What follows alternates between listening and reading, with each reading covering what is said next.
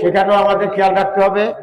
তাদেরকে এই ভোটে অংশগ্রহণ করতে হবে, তাদেরকে গণসংযোগে সম্পৃক্ত করতে হবে এবং এলাকা এলাকা ধানের শীষের প্রচারে সম্পৃক্ত করতে হবে। আমরা যারা মূলধনের লোক আছি, আমরা ঘরে ঘরে গিয়ে আমাদের নবী ভাইয়ের পক্ষ থেকে ইনশাল্লাহ আমরা ভোট চাবো, তাকে আমরা এই অঞ্চল থেকে বিশাল ভোটে জয়যুক্ত করে নিয়ে আসবো ইনশাল্লাহ।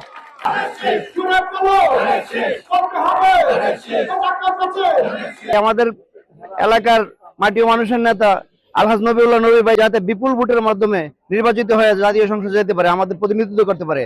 উনি তো আমাদের মেহনতি মানুষের নেতা।